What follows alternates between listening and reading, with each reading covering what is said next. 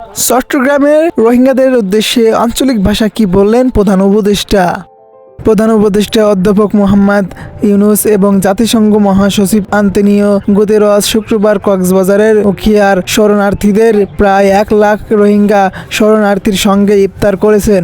এই সময় রোহিঙ্গা শরণার্থীদের উদ্দেশ্যে অধ্যাপক মোহাম্মদ ইউনুস চট্টগ্রামের আঞ্চলিক ভাষায় বক্তব্য বলেন।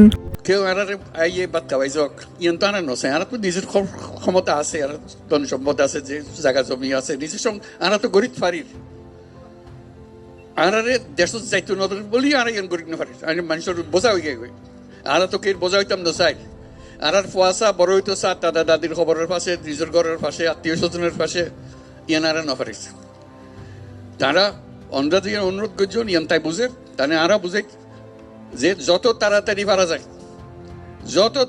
পারা যায় দুনিয়ার মানুষের উত্তর বোঝাগোনো যোগ্যই অন্যরাও নিজের থেকে গিয়ে বলতে আর দুনিয়ার মানুষের সব আরা করছুম আর ক্ষমতা আরাতে আছে আনা পাইছুম। আল্লাহর কাছে দোয়া করি, আল্লাহর কাছে মোনাজাত করি আজিয়া ইউনিট দিয়ে ব্যাগুনে মিলি যেন সাম্যর এই ঈদ তো ফাইতান্ন সাম্যর ঈদত যেন ওনারা নিজের বাড়ির জায়গায় ঈদ গরিব করেন। আলহামদুলিল্লাহ, বহুত শুকরিয়া।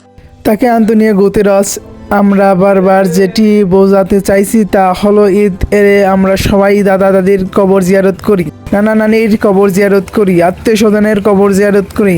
এই মানুষগুলো রোহিঙ্গা শরণার্থী এখানে এসে সেই সুযোগ পাচ্ছে না, তাদের কবর জিয়ারত করার সুযোগ নেই। তাকে আন্তোনিও গুতেরেস আপনার দাওয়াত করে সামনের বছর ঈদের সময় যেন আপনার বাড়িতে তিনি আসেন, আপনাদের বাড়িতে একত্র হন এবং দাদা দাদির কবর জিয়ারত করে তাকে সংবর্ধনা দেন।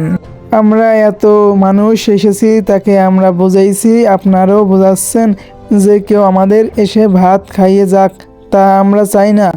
আমাদের নিজেদের ক্ষমতা আছে, সম্পদ আছে, জায়গা সম্পত্তি আছে, আমরাও করতে পারি। শিবিরে যাওয়ার আগে আজ দুপুরে ঢাকার তেজগাঁয়ে প্রধান উপদেষ্টার কার্যালয়ে প্রধান উপদেষ্টা অধ্যাপক মোহাম্মদ ইউনুসের সঙ্গে বৈঠক করেন তিনি। বর্তমানে উখিয়ায় টেকনাফের 33টি আশ্রয় শিবিরে নিবন্ধিত রোহিঙ্গার সংখ্যা 13 লাখের বেশি। এর মধ্যে 8 লাখ এসেছে 2017 সালের 25 আগস্টের পরের কয়েক মাসে। দীর্ঘ 8 বছরে একজন রোহিঙ্গাকেও মিয়ানমারের ফেরত পাঠানো হওয়া সম্ভব হয়নি।